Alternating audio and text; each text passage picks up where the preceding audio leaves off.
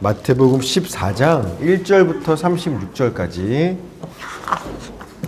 마태복음 14장 1절부터 36절까지. 신약성경 23페이지죠. 마태복음 14장 1절부터 36절까지 우리 14장 전체입니다. 오늘 말씀 제목은요, 예수님은 우리의 왕이십니다 라는 제목입니다. 여러분, 우리 지난주 그전 새벽 예배부터 계속 보지만 이 세상에는 두 나라, 두 주인이 존재하는 겁니다. 하나님의 나라와 사탄의 나라. 그러니까 모든 사람들은요, 두 나라 중에 한 나라에 다 소속되어 있다는 거예요. 우리 지난주 예수님은 가라지 비유를 통해서도 이야기하셨죠. 알곡과 가라지가 세상에는 있다라는 거예요.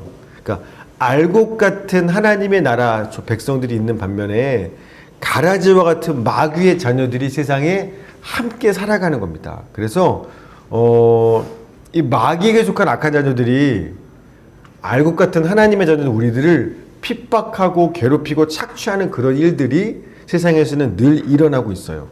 그래서 거기에 대해서 곧바로 어떤 심판은 없지만 이 세상은 반드시 끝이 있는데 이 세상 마지막 날 그 추수 때가 되면 온 세상의 주인 되신 하나님께서 하나님의 백성을 핍박하고 온갖 불법의 죄악을 저지른 마귀의 자녀들은 저 영원한 풀무불 지옥에 던져놓는 심판을 행하시고, 그런 핍박과 어려움에도 끝까지 믿음을 지킨 하나님의 자녀들은 알곡처럼 싹 모아서 당신의 나라 곳간 천국에 들이시고 거기서 우리는 해같이 빛나게 될 것이다 라고 예수께서 말씀해 주셨죠.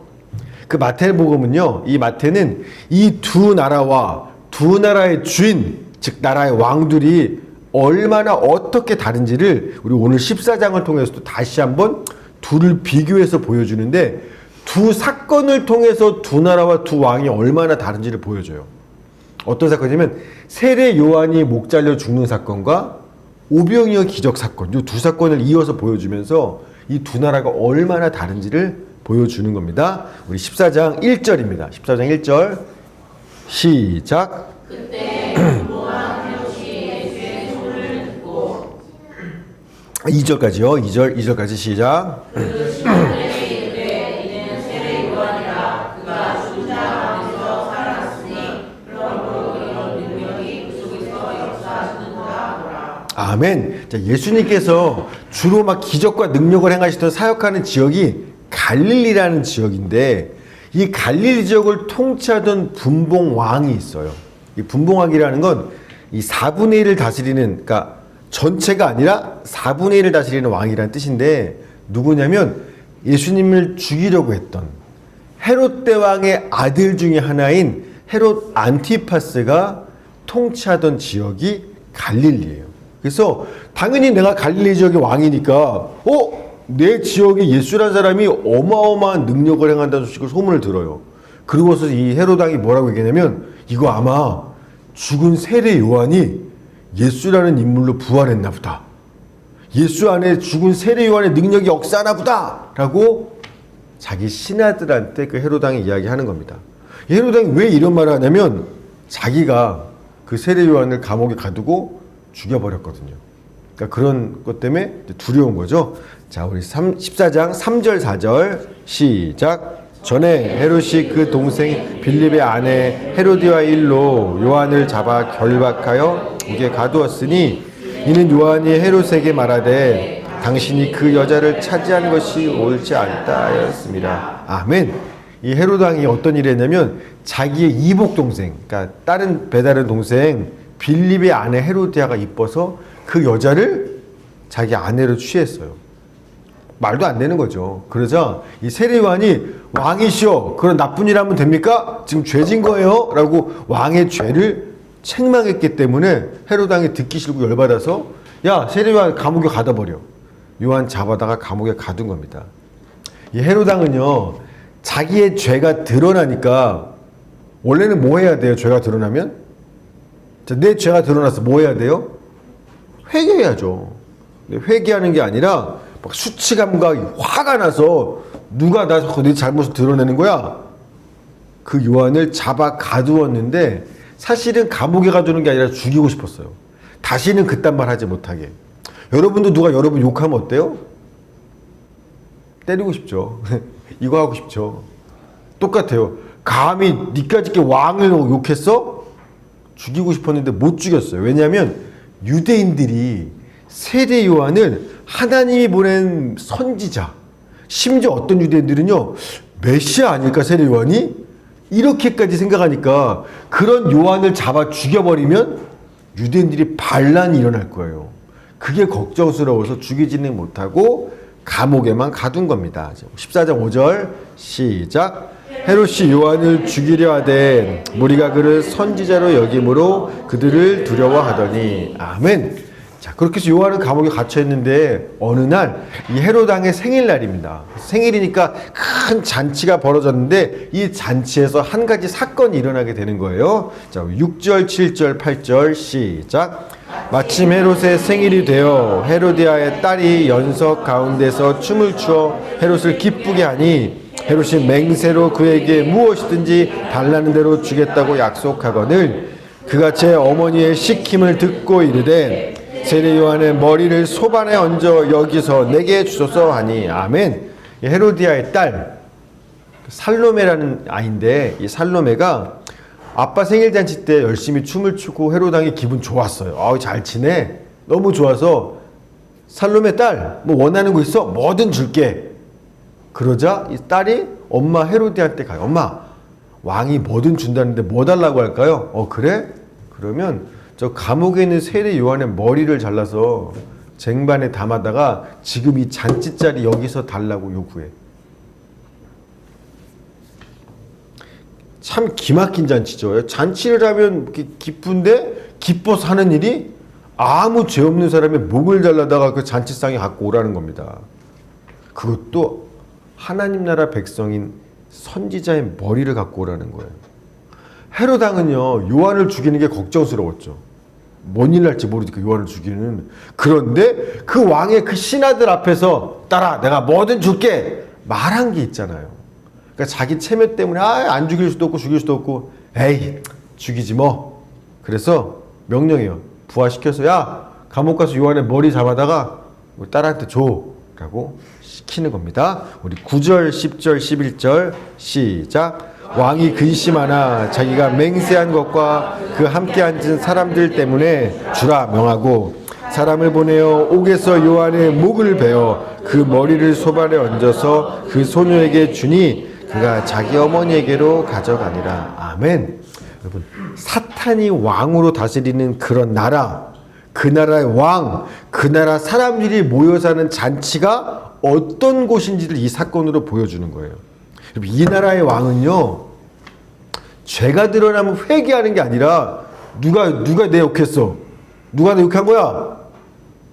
자기가 가진 힘을 가지고 그 죄 없는 사람이라도 감옥에 가둬버리는 나라예요. 이 나라에는요 먹고 마실 게 풍성해요. 막 웃고 춤도 추고 즐거운 것처럼 보여요. 그러나 왕의 식탁에 앉아있는 소수의 사람만 배가 불러요. 나머지 사람들은 다 배고프고 힘들어요. 뭐 감옥에 가 있고 억울하게. 또 왕만 그렇게 막 자기 열받는다고 감옥에 가두는 게 아니라 이 나라에서는요 어린 소녀와 여자까지도요 나 건드렸어? 날 열받게 했어? 화가 나면요 머리를 잘라다가 잔치상에 갖다 놓을 만큼 이기적이고 지독하고 잔인한 나라가 사탄이 왕이 되어 다스리시는 사탄의 나라예요. 여러분 지금 우리가 사는 세상의 모습이 딱 요렇다라는 겁니다.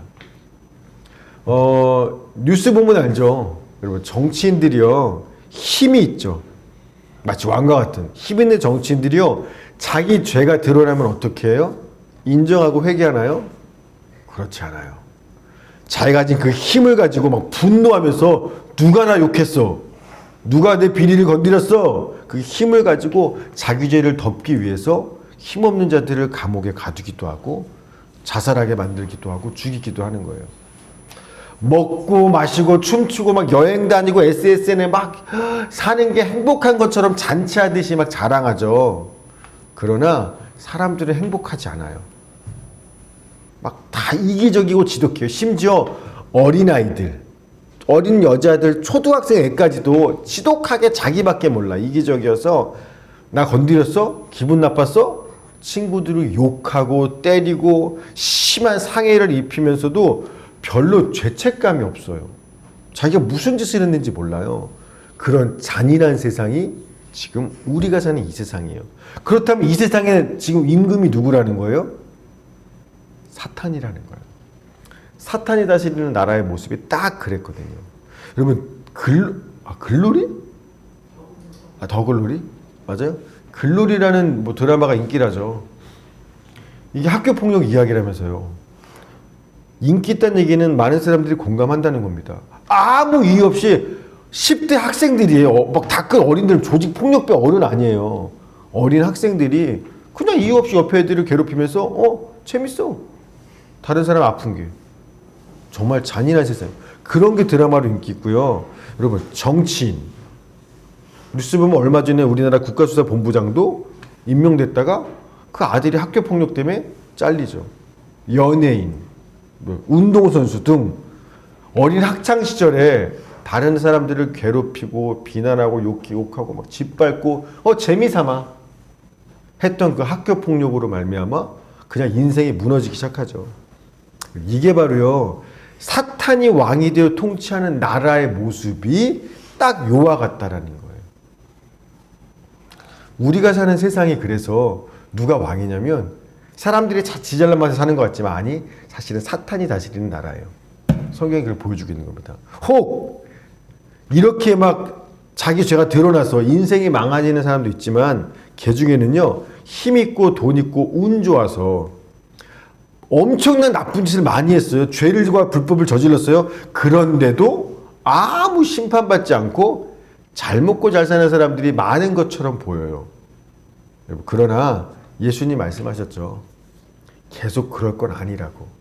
반드시 이 세상에 심판의 끝날이 있고 그 마지막 종말의 날 추수의 때가 반드시 오는데 그날이 되면 운 좋게 힘이 있어서 돈 가지고 온갖 불법을 행하고도 잘 먹고 잘 살던 사람들 하나님이 다 살려다가 그런 마귀의 전쟁을 다 살려다가 심판하심으로 영원한 지옥불에 던져지는 그날이 올 것이라고 예수님께서 말씀하신 겁니다. 그러니까 그런 거 보고 별로 부러워할 필요 없다라는 거예요. 언젠가 심판받을 거니까. 자, 그럼 사탄이 다스리는 왕이 되어 통치하는 그 나라는 이런 모습인데 이런 잔치를 벌이는데 하나님이 왕이 되어 통치하시는 그 나라는 어떤 곳인지 비교해서 보여주는 사건이 이 오병이어 사건이에요. 자, 오병이어는 뭐냐면 다섯 가지의 떡, 5개의 떡, 이 2가지의 물고기. 그래서 오병이어예요. 5개의 떡과 2마리의 물고기 사건인데 자, 이 사건이 뭔지 봅시다. 자, 14장 13절 말씀 시작. 예수께서 들으시고 배를 타고 떠나사 따로 빈들에 가시니 무리가 듣고 여러 고을로부터 걸어서 따라간지라. 아멘. 이 갈릴리 지역의 헤롯 왕이 예수님에 대한 소문을 듣고 야 죽은 세례 요한이 살아났나 봐 라는 이야기를 신하들한테 했어요. 그 소식이 예수님이 들렸어요.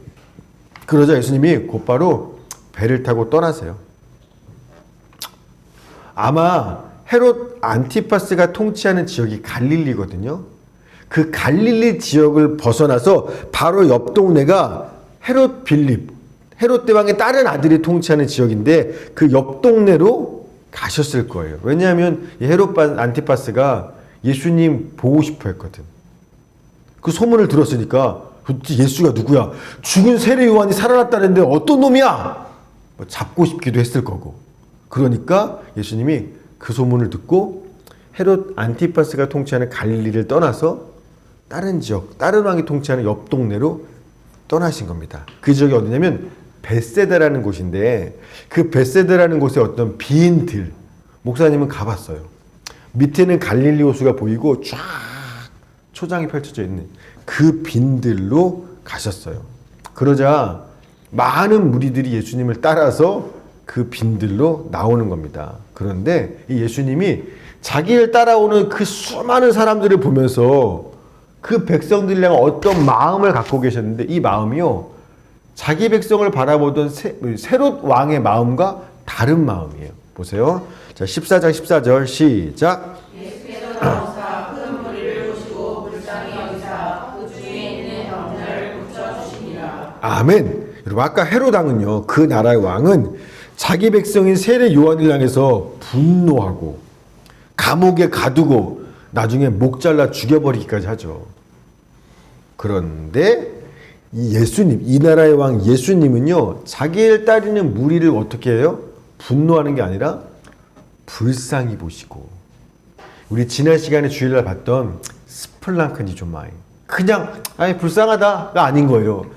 창자가 끊어질 것처럼 불쌍하고 아픈 거예요. 부모가 자식을 볼 때 막 너무 안타깝고 속상한 것처럼 예수님은 자기 백성들을 향해서 진짜 내가 아팠으면 좋겠어. 창자가 끊어질 것처럼 불쌍히 보시고 어떻게 하세요? 감옥에 가두는 게 아니라, 목 자르는 게 아니라 그들의 모든 병든 자들을 고쳐주시는 거예요. 둘 다 두 나라의 왕인데 전혀 다른 왕이죠.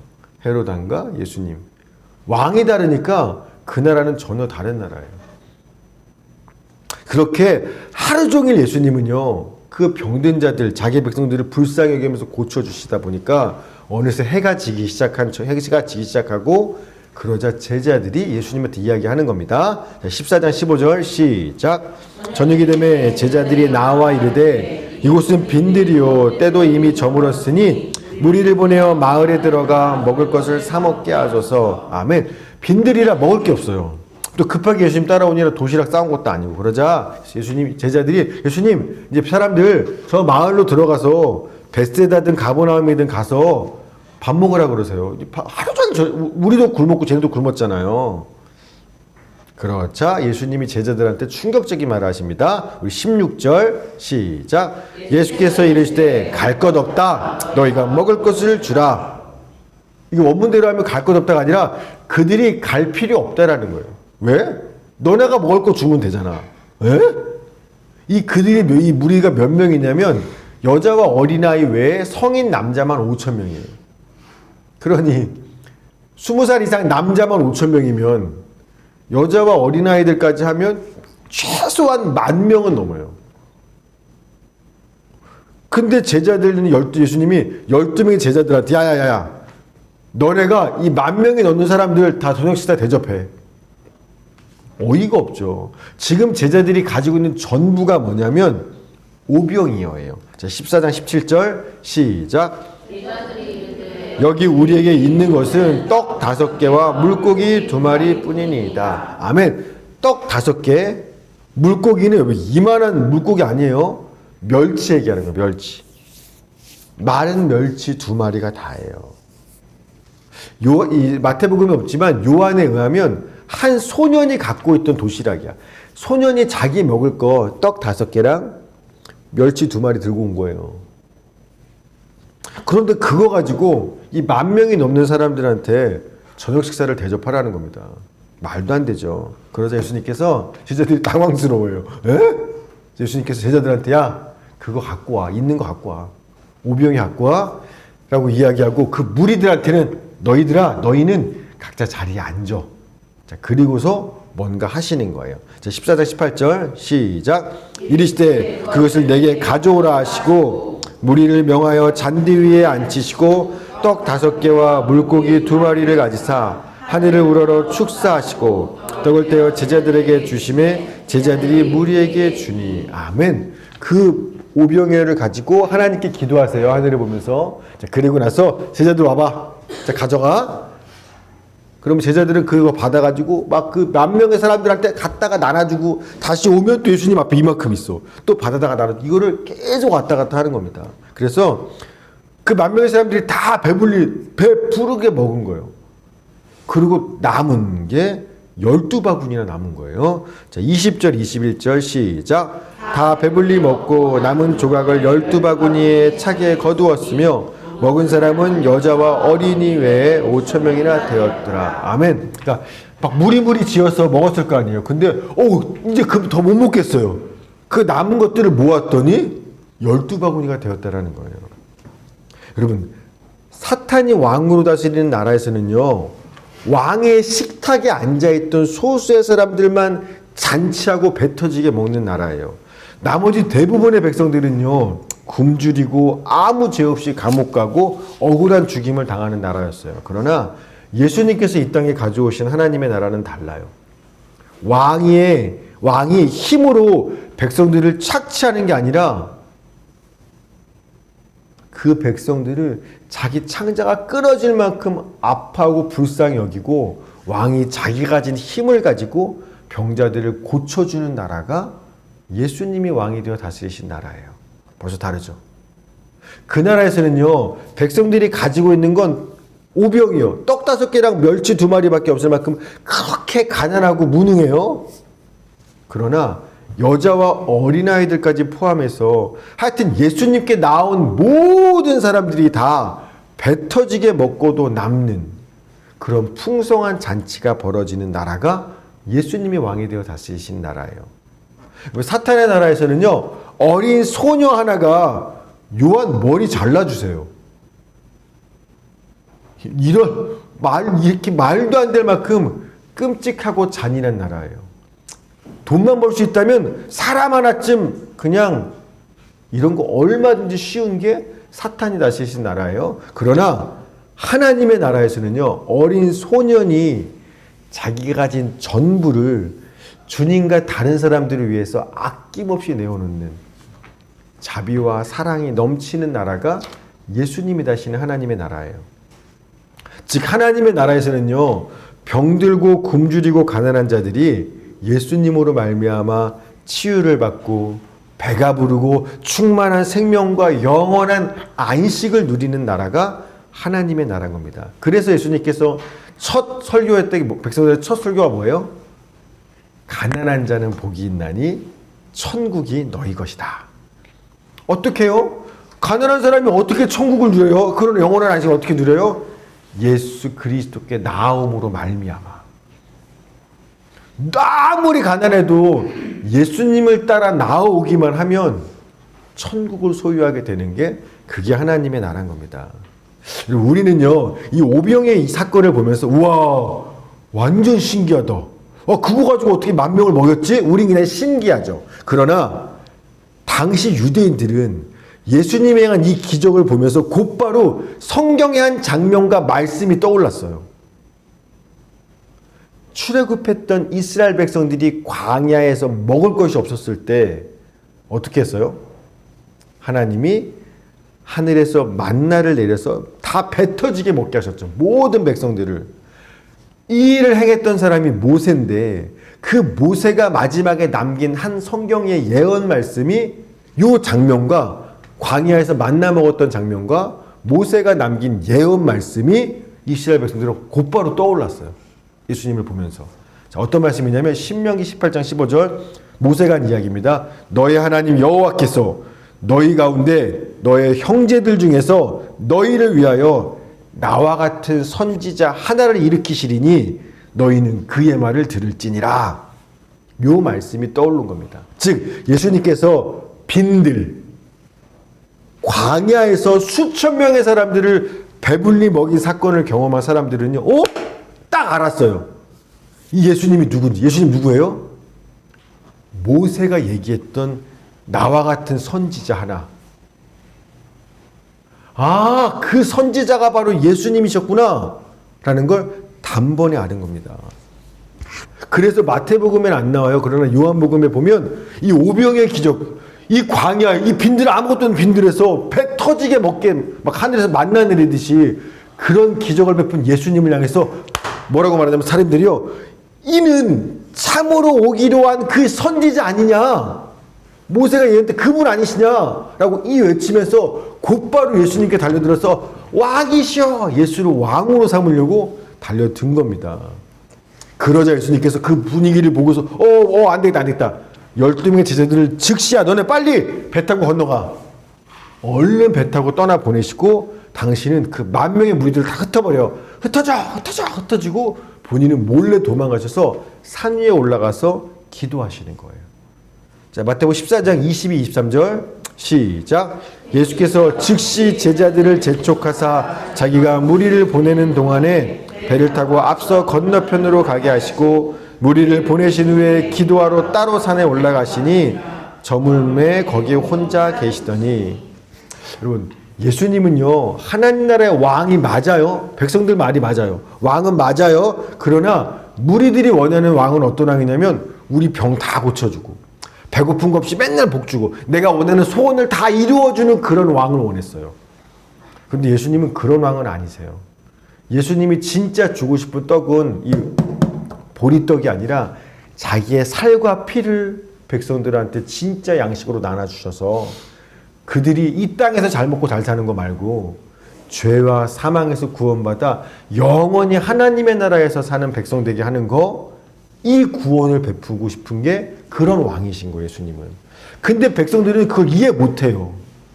그러니까 제자들이 그 무리들의 분위기를 보고서 오, 우리 예수님 짱인데 이렇게 분위기에 물들까 봐, 야 너네 이거 보지 마, 얼른 가. 그래서 얼른 배 타고 떠나 보내시고 예수님은 무리를 다 흩어버리고 혼자 몰래 산에 올라가 기도하시는 겁니다.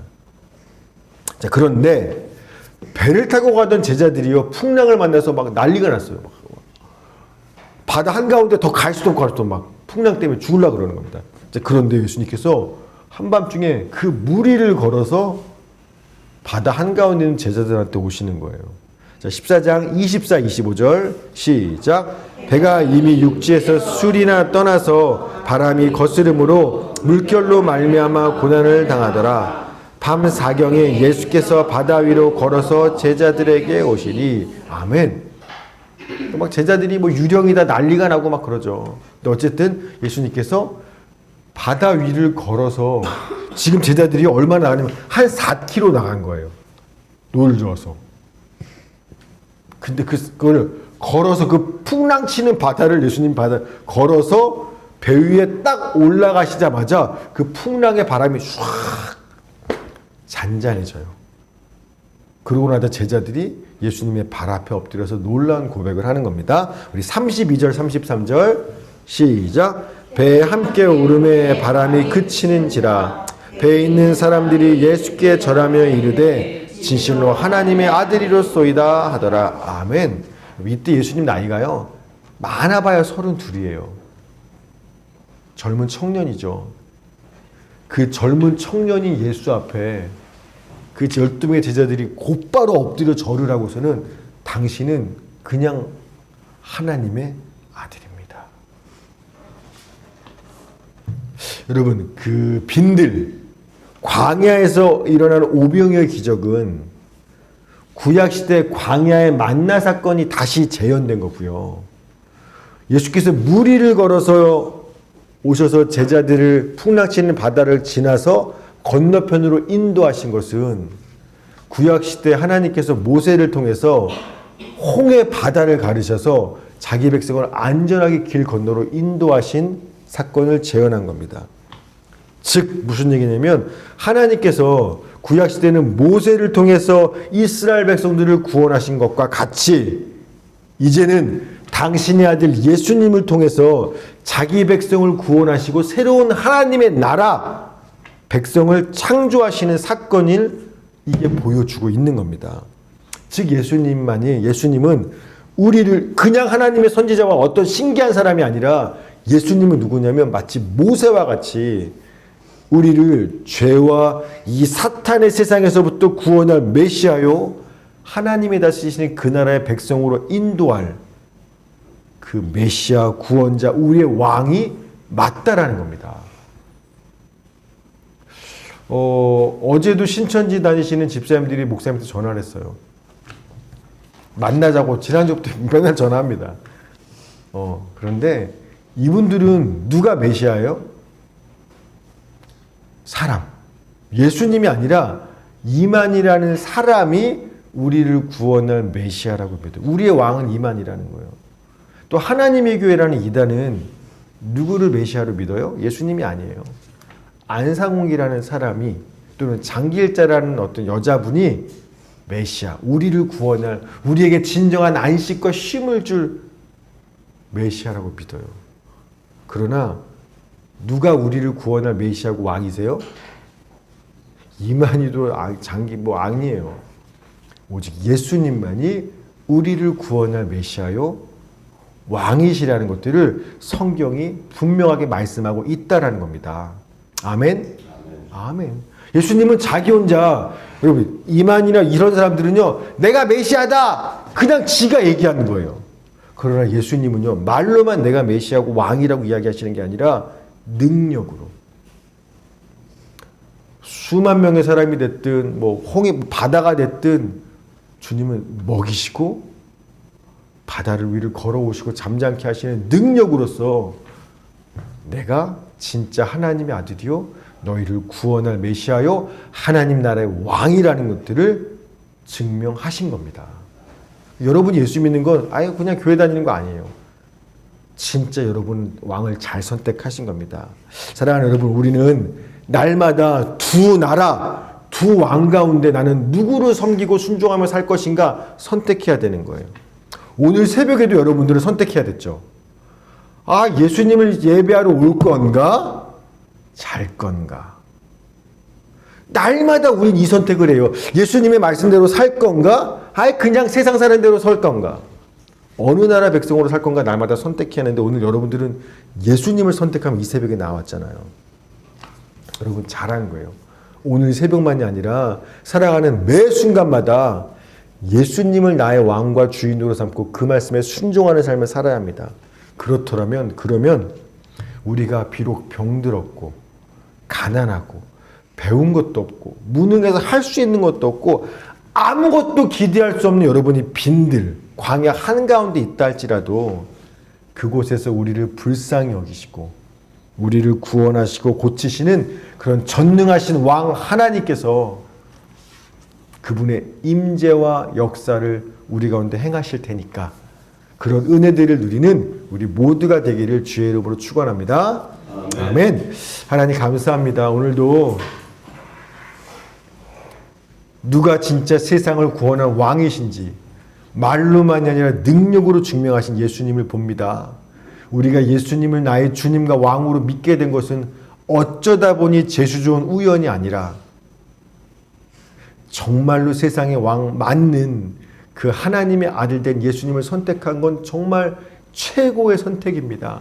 하나님, 우리가 오늘만 그 선택을 하는 것이 아니라 날마다 매 순간마다 예수님을 나의 주인과 왕으로 모시고 주의 말씀에 믿음으로 순종케 하여 주시옵소서. 그래서 비록 나는 가진 게 떡 5개와 물고기 2마리밖에 없을 만큼 가난하고 무지하고 연약하지만 그런 나를 불쌍히 보시고 나의 주를 찾는 주님 나를 찾아오시는 그런 왕으로 말미암아 참된 은혜와 평안과 영원한 안식을 누리는 저희 모두가 되게 하여 주시옵소서. 감사드리며 살아계신 예수님의 이름으로 기도했습니다. 아멘. 자, 우리